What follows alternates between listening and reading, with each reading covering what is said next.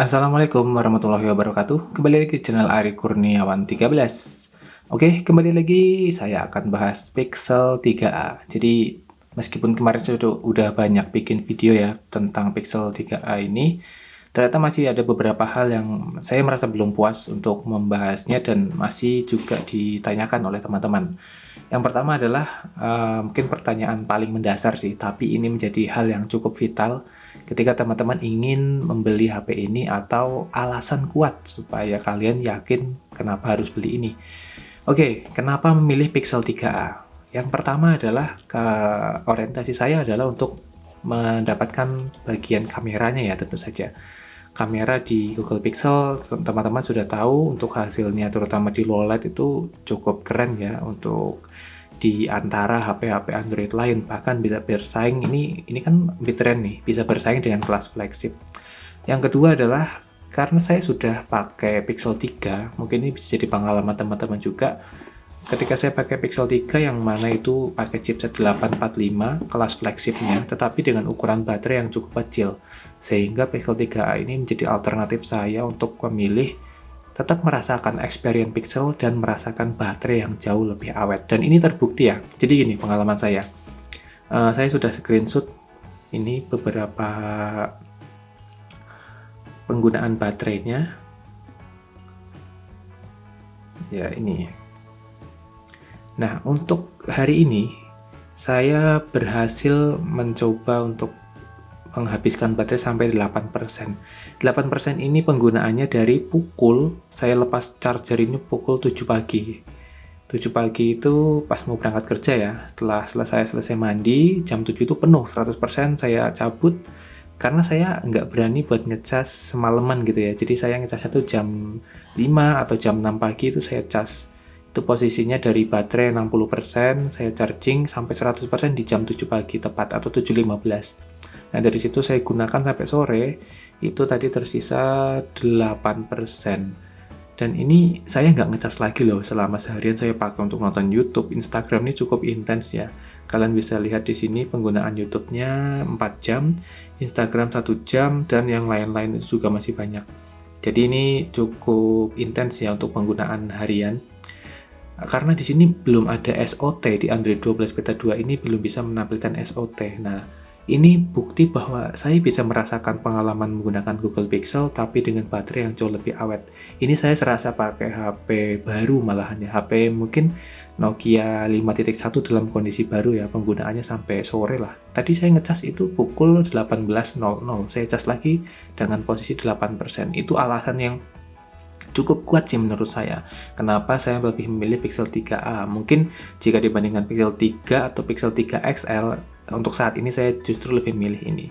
Lalu alasan berikutnya yang membuat saya semakin kuat adalah Android-nya ya. Android-nya ini kabarnya bakal disupport sampai Android 13.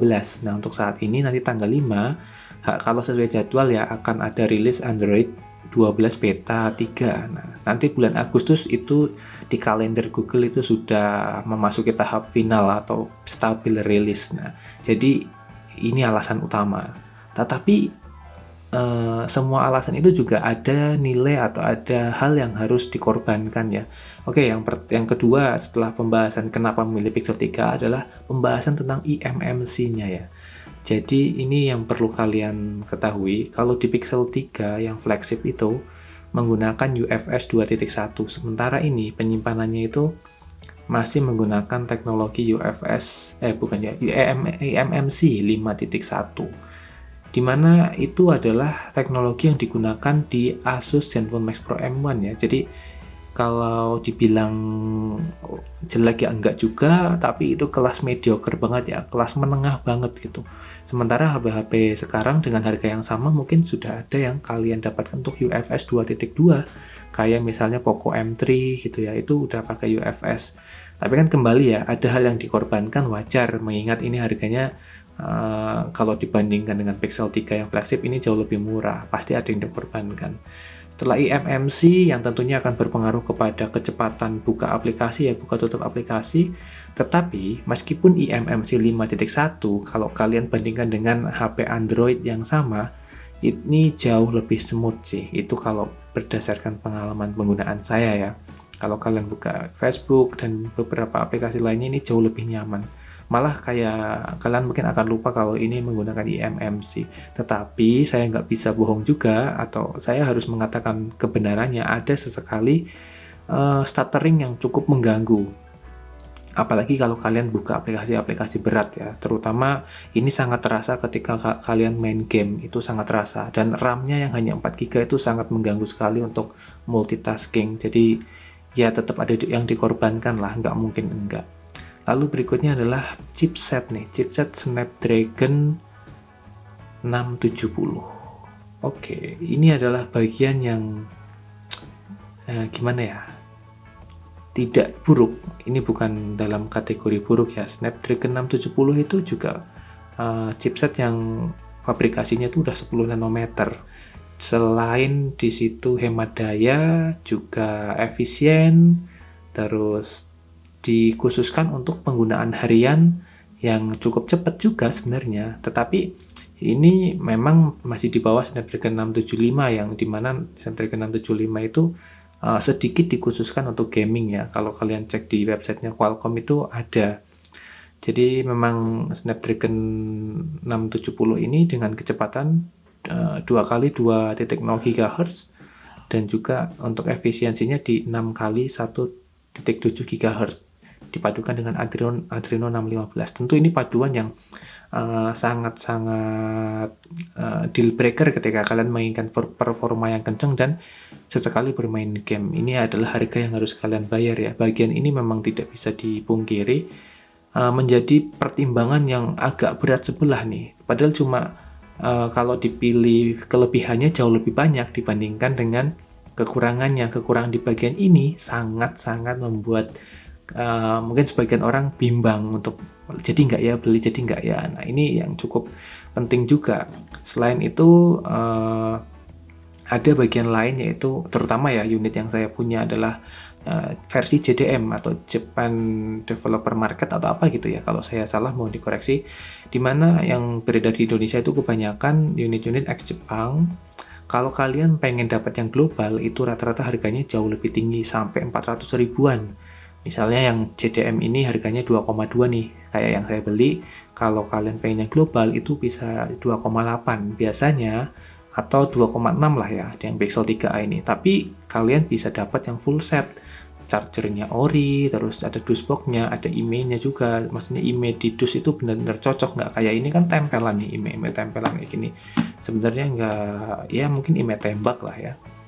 Nah itu bagian yang perlu dipertimbangkan. Berarti ada 3 hal ya, eMMC 5.1, Snapdragon 670 yang nggak ngebut-ngebut amat, sama masalah ex Jepangnya. Nah kalau ex Jepang ini kan yang pakai udah banyak nih. Kalau kalian masuk grup Facebooknya Google Pixel Indonesia, itu cukup banyak yang pakai unit JDM atau ex Jepang. Bagi saya mereka tidak mengeluhkan apapun ya sampai saat ini. Maksudnya ya oke-oke aja dipakai. Kalian tahu resikonya, tapi ya dipakai nggak masalah gitu. Lalu berikutnya saya mau bahas baterai nih. Tadi udah saya bahas sekilas ya, baterai. Agak aneh sih sebenarnya. Waktu pertama kali ini saya beli HP ini saya ngecasnya pakai charger ini ya, pakai charger yang bukan, ini charger bawaan sih. Saya pakai ini, pakai USB Type-C biasa ini kan. Nah ketika saya pakai ini, itu sehari saya bisa ngecas 3 kali. Nah, saya pikir, wah jangan-jangan nih HP emang udah bocor nih baterainya. Nah, saat itu saya udah pesen untuk ini power delivery Ugreen plus kabelnya ya, C to C. Nah ini sekalian saya bahas power delivery. Nah saya beli ini juga. Ketika saya ininya nyampe, wah jangan-jangan ini emang baterainya bukan chargernya. Nah kemudian, yang 3 hari kemudian, saya akan ngecasnya pakai ini nih.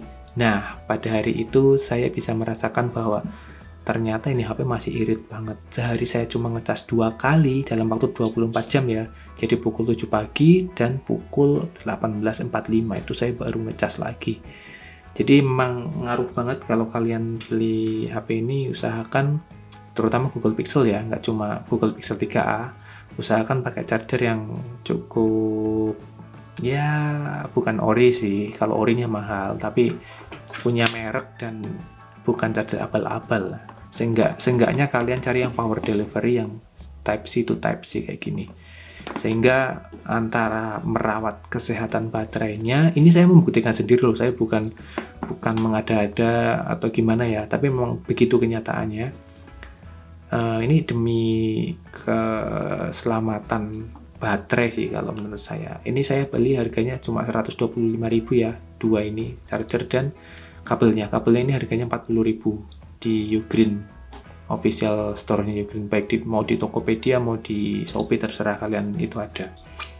Oke, setelah baterai dan power delivery itu saya mau bahas OS Android 12-nya.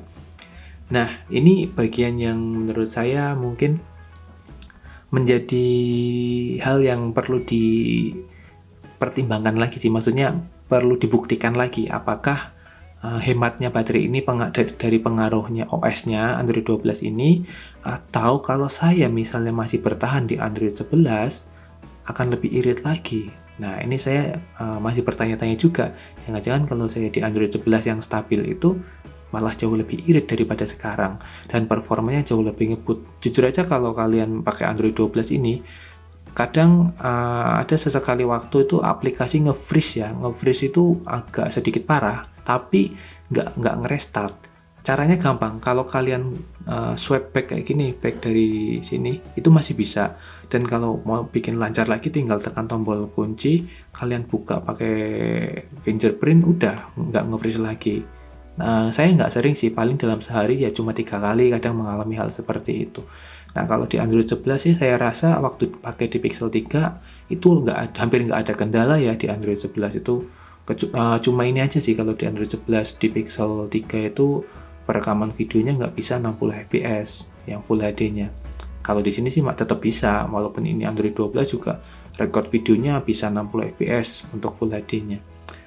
Oke, itu untuk Android 12 ya. Jadi yang beta 2 ini saya menemukan beberapa teman-teman di grup Google Pixel Indonesia di Facebook ya, itu ada yang mengeluhkan, wah parah nih Android 12 beta 2, kok kayak gini amat, nggak bisa buat kerja. Nah, ini saya juga mungkin, ini dugaan saya aja ya, jadi gini, saya nginstal Android 12-nya itu waktu posisi Android 11 nggak saya install aplikasi apapun, jadi masih kosongan nih. Saya beli, saya update, saya nggak nginstal apapun, nggak ngupdate aplikasi apapun di sini. Kan biasanya kalau HP baru tuh di Play Store minta update ya semuanya ya, kontak lah apa tuh minta update. Nah, itu saya biarin. Lalu saya buka menu setting buat cek update sistem. Nah, itu saya ngupdate sampai 5 kali. Jadi ternyata itu kan masih di bulan Januari ya. Januari, Februari, Maret, April, Mei, Juni. Ya 5 kali itu saya update terus, dan kemudian saya daftar beta Android 12 beta di website itu. Baru saya dapat updatean ke Android 12. Jadi kan posisinya HP masih kosongan tuh. Baru setelah di Android 12, setelah stay di sini, saya updatein semua aplikasi yang butuh update di Play Store, itu saya updatein semua, dan sampai sekarang aplikasinya nggak ada yang crash, maksudnya nggak ada yang bermasalah, WA ya lancar aja, buka dokumen aman, main game juga aman-aman aja. Nah, mungkin itu trik juga kalau kalian mau update Android 12, misalnya nih udah diupdate dan ada bug, kalian mau nggak mau sih kalau saran saya di reset pabrik ya, tapi data-datanya di backup dulu aja. Nah, itu mungkin salah satu kendala kenapa ada yang upgrade tapi ada masalah. Mungkin karena si file sistemnya penuh, atau ada crash di sistemnya, ada sampah yang banyak gitu di HP-nya. Mungkin itu jadi penyebab kenapa Android 12 beta 2 di HP beberapa user mengalami gangguan. Oke, yang terakhir adalah masalah build quality. Nah, ini yang memang nggak bisa dibohongin ya. Kalau Pixel 3 itu kalau kalian pegang ini, feel-nya itu plastiki banget. Tetapi jangan ditutup dulu ya videonya. Meskipun ini plastik, karena ini finishingnya matte ya, jadi kalau kalian pegang kayak gini, ini nggak kerasa murahan banget. Tetapi ini juga dibuat dari bahan polikarbonat yang cukup, kalau dibandingkan dengan semua HP yang menggunakan polikarbonat, menurut saya ini yang terbaik sih. Saya kan pernah pakai beberapa HP yang bodinya plastik ya, terutama waktu pakai Lumia tuh, kan beberapa HP Lumia tuh pakai polikarbonat semua. Ini menurut saya paling oke sih build quality-nya ya. Jadi Meskipun ini Pixel 3a yang affordable, yang untuk versi murahnya, dan build quality-nya memang terkesan murah, apalagi kalau kalian sudah pernah pegang Pixel 3, terus pegang Pixel 3a itu, waduh, jomplang banget sih. Tapi tenang aja, kalian tetap bisa tutupi kekurangan itu dengan softcase, atau kalian bisa beli softcase yang jauh lebih keren daripada punya saya ini. Oke teman-teman, itu pembahasan yang menurut saya ada beberapa teman-teman yang tanya dan saya ingin menyampaikan hal itu. Jadi itu pertimbangan kalau kalian pengen beli Google Pixel 3a, silahkan. Pertimbangan lagi, nggak ada yang memaksa dan jangan terpengaruh oleh isu ini itu. Yang penting kalian yakin, sesuaikan dengan kebutuhan kalian. Oke, terima kasih sudah menonton. Wassalamualaikum warahmatullahi wabarakatuh.